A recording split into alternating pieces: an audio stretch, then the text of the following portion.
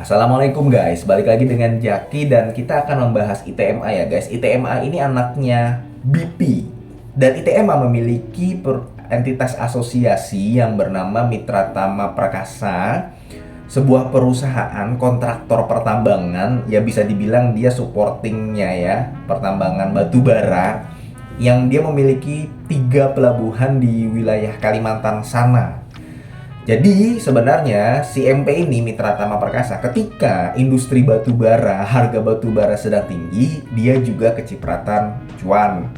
Nah, sebelum membuat video ini, gua berdiskusi sama istri gua dan gua menanyakan, istri gua ini nggak paham apa-apa, dia kita bisa katakan orang awam. Gua menanyakan, kalau misalkan gua punya pendapatan dalam 1 bulan 5 juta, 4.500.000-nya dari yang gua investasikan, katakanlah di saham, 500.000-nya dari gaji gua.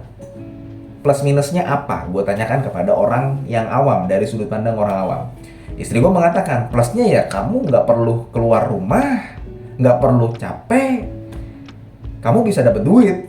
Lagi pula yang paling besar dari hasil investasi kamu. Betul. Yang kedua, minusnya apa? Ketika nanti hasil investasi kamu industrinya sedang turun, kamu mengalami kerugian yang cukup besar. Jadi pendapatannya juga turun besar begitu loh. Kasarannya seperti itu. Itu pandangan dari orang awam. Nah, kaitannya apa dengan ITMA? ITMA ini laba bersihnya naik guys, tinggi banget. Jadi ya kita bahas nih guys, di tahun 2020 dia laba bersihnya cuma 12 juta US dollar. Kemudian di tahun 2021 dia juga 12 juta US dollar. Memang bedanya di kurs ya, kalau misalkan di kurs nggak beda jauh juga lah. Di tahun 2020 14.100-an, di tahun 2021 14.200, yang mana IPS-nya ya di sekitaran 201 pada tahun 2020 dan tahun 2021. Tahun 2022 kuartal 1 laba bersihnya hanya 2.600.000 US dollar. Tiba-tiba cus, di kuartal 2 2022 laba bersihnya meningkat menjadi 28 juta US dollar. Makanya kalau lu perhatikan guys, saham ITMA, ini kan saham ITMA dia keluar laporan keuangannya di tanggal 26 Agustus 2022. Ya kan? Laporan keuangan kuartal 2 2022. Market merespon laba bersihnya yang meningkat sangat tajam itu, dia langsung terbang. Kalau lu ingat ITMA itu sampai ke harga 1.000. Nah, sekarang harga sahamnya sudah turun. Kenapa? Karena memang di laporan keuangan kuartal 3 labanya juga sudah turun. Jadi yang tadinya dia mendapatkan 28 juta US dollar sampai kuartal ke-2 2022, di tahun 2022 kuartal 3 dia dapat 29 juta. Berarti kan dalam satu kuartal hanya meningkat 1 juta US dollar, sekitar 1 juta US dollar, bahkan tidak sampai. Itu yang menyebabkan harga sahamnya turun sampai saat ini. Seperti itu guys. Gampangnya seperti itu sebenarnya. Kinerjanya karena memang sudah turun dibanding kuartal sebelumnya untuk ITMA ini. Nah, kemudian guys, ITMA laba bersihnya memang tinggi. Hanya saja, lu boleh lihat di laporan keuangannya guys, hanya saja yang paling besar itu bukan dihasilkan dari laba usahanya dia, melainkan dari bagian atas laba neto entitas asosiasi. Jadi itu yang menyebabkan si ITMA laba bersihnya besar. Dan kaitannya dengan perkataan istri gua yang mengatakan bahwa ya sudah nggak usah capek-capek lagi. Betul, karena memang beban pokok pendapatannya dia selalu kosong guys. Selalu kosong, ya karena pendapatannya itu sendiri kecil. Yang besar dari bagian atas laba entitas asosiasi, di mana si ITMA ini memiliki 30% di Mitra Tama Perkasa itu sendiri. Nah, jadi bagaimana dengan prospeknya guys? Kalau dilihat dari ekuitasnya dia meningkat terus. Kemudian dari liabilitasnya dia juga tahun 2020 kecil, baru tahun 2021 dia liabilitasnya meningkat. Tahun 2020 juga dia asetnya 160 juta US dollar, besar. Karena memang ekuitasnya besar. Tahun 2021 asetnya 183, 185, 200. Jadi dilihat dari ekuitas, liabilitas, kemudian asetnya dia meningkat terus. Bagus dong. Belum tentu. Tadi kita sudah bahas dari laba bersihnya. Penurunan harga saham ITMA dikarenakan kuartal ketiga itu turun. Selain itu ada faktor lain yang harus kita perhatikan guys. Jadi ITMA ini kalau gue perhatikan ya guys ya, dia sejak tahun 2021 liabilitasnya kan meningkat tuh dari yang tadinya 252.000 US dollar menjadi 10 juta.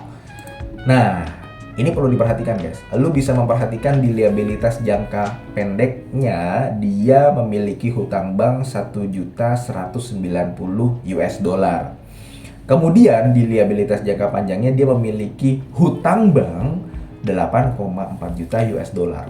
Yang mana kalau dilihat dari asetnya, aset kas dan setara kas dia hanya memegang 191.000 US dollar. Yang paling besar adalah aset tidak lancarnya. Yang mana? Investasi pada entitas asosiasi tersebut. Jadi sebenarnya walaupun terlihat rasionya kecil, hanya saja ini ada permasalahan di likuiditasnya. Dia megang duitnya tidak terlalu banyak, sedangkan dia memiliki hutang jangka pendek dan jangka panjang kepada bank yang cukup besar. Seperti itu guys. Itu poin kedua yang perlu diperhatikan.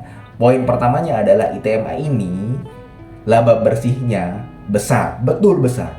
Tapi lebih dari 90%, lebih dari 80% dikarenakan entitas asosiasi yang Mitra Tama Perkasa itu.